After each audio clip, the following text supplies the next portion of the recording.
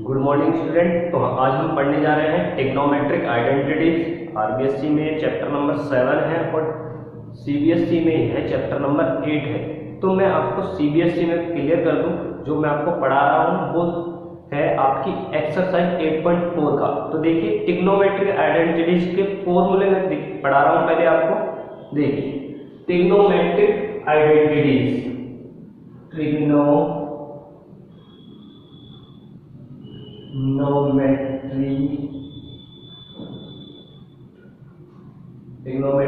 Identities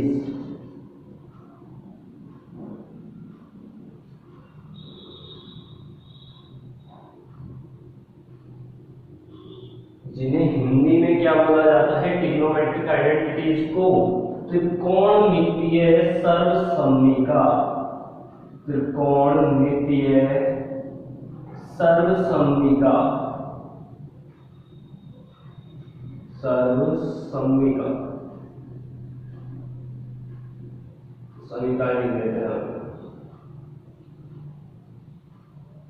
देखिए क्या होती है त्रिकोणमितीय या ट्रिग्नोमेट्रिक आइडेंटिटीज। सबसे पहले हम बात कर लेते हैं सबसे पहले ट्रिग्नोमेट्रिक आइडेंटिटीज की, जो बहुत ही इंपॉर्टेंट है, और वो है बेटा sin square theta plus cos square theta equal to 1। देखिए, पहली आइडेंटिटी है sin square theta plus cos square theta equal to 1। देखिए, इसकी हेल्प से कितनी आइडेंटिटी और बन जाती है? 2 आइडेंटिटी और बन जाती हैं। कौन कौन सी? अगर मैं बात करूं, अगर मेरे को सिर्फ साइन स्क्वायर थीटा चाहिए, तो साइन स्क्वायर थीटा इक्वल हो जाएगा 1 माइनस कोस स्क्वायर थीटा के। इसके इक्वल हो जाएगा साइन स्क्वायर थीटा इक्वल हो जाएगा 1 माइनस कोस स्क्वायर थीटा के। तो कोस स्क्वायर को मैंने उस साइड भेज दिया। अब देखिए थर्ड आइडेंटिटी, कोस स्क्वायर थीटा। कोस स्क्वायर थीटा किसके इक्वल होता है? 1 माइनस साइन स्क्वायर थीटा के इक्वल होता है। आगे देखें, आपको कौन सी आइडेंटिटी याद रखनी है? फर्स्ट, उससे 2 बन जाएंगी। इसी प्रकार जो हमारी फोर्थ आइडेंटिटी है वो है 1 plus tan square theta, 1 plus tan square theta equal to sec square theta. इससे भी 2 आइडेंटिटी बन जाती है। पहली आइडेंटिटी देखिए, tan square theta equal to क्या हो गया? Sec square theta minus 1। और अगर मैं 1 की वैल्यू निकालूं, 1 की वैल्यू निकालूं तो लिख सकते हैं 1 equal to sec square theta minus tan square theta. तो देखिए, आपको फर्स्ट और फोर्थ याद रखनी है, जिससे आप सेकंड और थर्ड, फिफ्थ और सिक्स्थ बना सकते हैं। इसी तरह जो सेवंथ है, देखिए सेवंथ आइडेंटिटी है 1 plus cot square theta, 1 plus cot square theta equal to cosec square theta. इससे भी 2 आइडेंटिटी बन जाएंगी। सबसे पहले कोट स्क्वायर की बात कर लेते हैं। कोट स्क्वायर थीटा किसके इक्वल होगा? Cosec square theta minus 1, cosec square theta minus 1। और 1 किसके इक्वल हो जाएगा? Cosec square theta minus 1 minus cot square theta के इक्वल हो जाएगा। देखिए, पहले तो हमने इसकी वैल्यू निकाली कोट स्क्वायर थीटा की। क्या किया? कोस स्क्वायर थीटा यानी कोसेक स्क्वायर थीटा के पास क्या भेज दिया? 1 भेज दिया। और बाद में 1 की वैल्यू निकाली तो cosec square theta minus cot square theta बन गया। अब देखिए, अब जो आपको पता है 6 ट्रिग्नोमेट्रिक रेशियो होते हैं, उनके आपस में जो रिलेशन होते हैं वो क्या होते हैं? तो देखिए, साइन का जो रिलेशन होता है वो किससे होता है? साइन थीटा होता है 1 upon cosec theta, 1 upon cosec theta. तो देखिए, कोसेक किसका उल्टा हो जाएगा? कोसेक उल्टा हो जाएगा, कोसेक थीटा हो जाएगा 1 अपॉन साइन थीटा का। और 12 देखिए, कॉस रेसिप्रोकल होता है या उल्टा होता है सेक थीटा का। तो सेक थीटा किसका रेसिप्रोकल हो जाएगा? सेक थीटा हो जाएगा कॉस थीटा का रेसिप्रोकल हो जाएगा। और देखिए 14, अब टेन की बात कर लेते हैं। टेन थीटा होता है 1/cot थीटा का, 1/cot थीटा।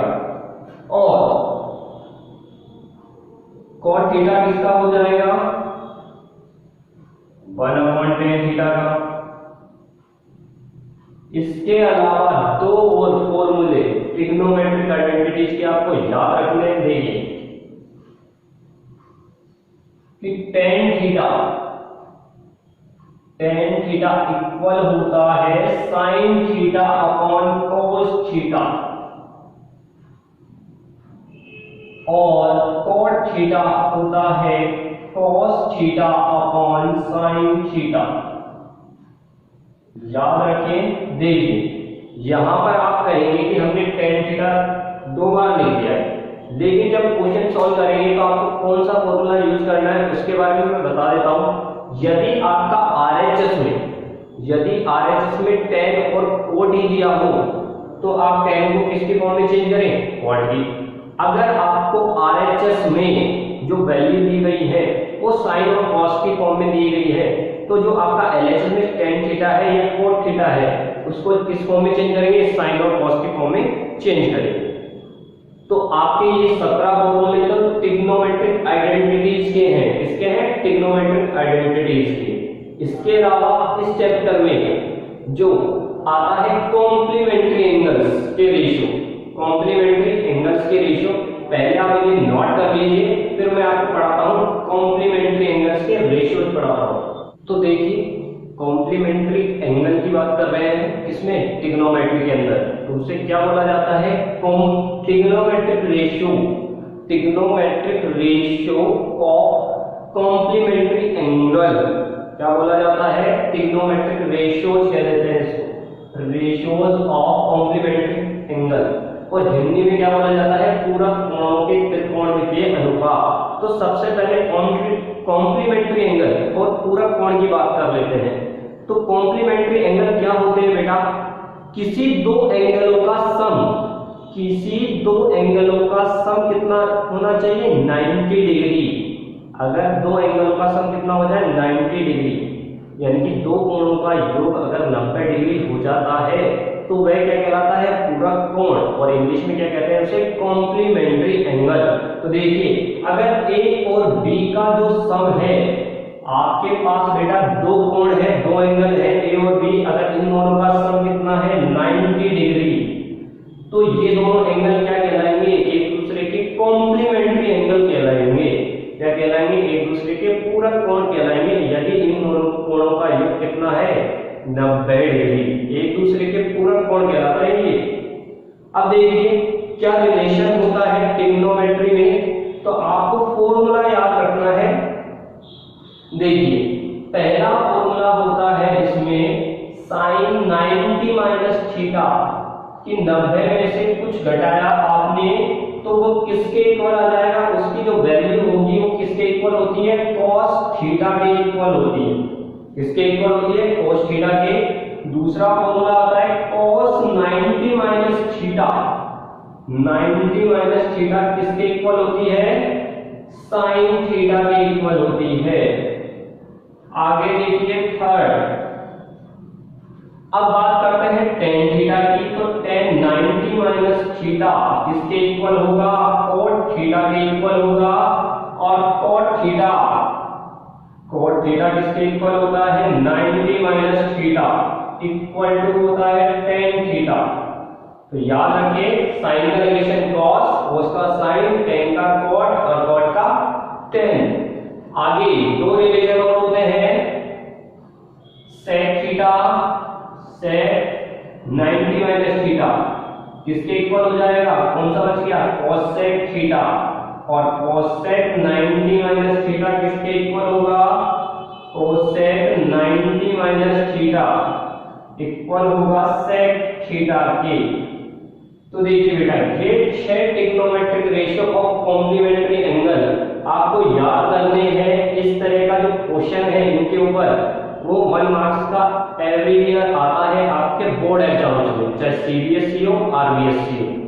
अब सीबीएसई वालों के लिए ये एक्सरसाइज है 8.3 और आरबीएसई वालों के लिए जो एक्सरसाइज है वो 7.2 है। कौन सी है? 7.2।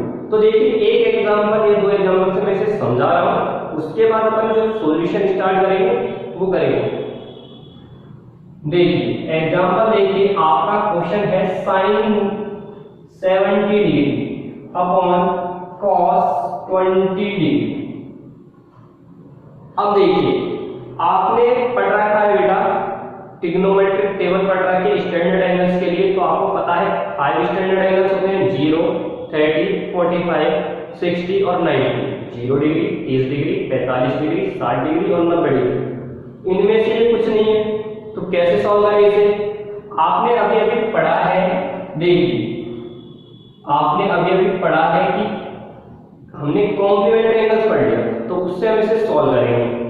अगर मैं बात करता हूं ऊपर वाला, चाहे तो ऊपर वाला चेंज कर लिए चाहे नीचे वाला, अगर मैं कह दूं कि मेरे को 70 डिग्री चाहिए तो मैं इसको इस तरह लिख सकता हूं क्या, sin 90 में से क्या घटा दूं कि 70 आ जाए। भाई 20 घटा दूं, मेरे को 70 डिग्री बनाना है साइन, तो 90 में से कितना घटा दूं, 20 डिग्री घटा दूं। तो देखिए नीचे वाले को चेंज नहीं किया, आपको एक को ही चेंज करना है। अब आप क्या जानते हैं, sin 90 minus theta, sin 90 minus theta क्या होता है, sin 90 माइनस थीटा होता है cos थीटा। तो यहां पर आप देख सकते हैं 90 तो सेम रहा, लेकिन थीटा कितना है 20 डिग्री, 20 डिग्री, तो क्या हो जाएगा cos 20 degree cos 20 degree upon में cos 20 डिग्री, तो क्या आ जाएगा हमारा आंसर 1 आ जाएगा। इस तरह के क्वेश्चन आपके बोर्ड एग्जाम्स में आते हैं। इस तरह हमें कॉम्प्लीमेंट्री एंगल्स ट्रिग्नोमेट्री में बात करते हैं, trigonometry ratio of complementary angles के क्वेश्चन इस तरह आपको सॉल्व करने हैं। बड़ा ही इजी क्वेश्चन आता है बोर्ड एग्जाम्स में, तो बेटा इसे नोट कर लीजिए और एग्जाम्पल को भी नोट कर लीजिए। धन्यवाद।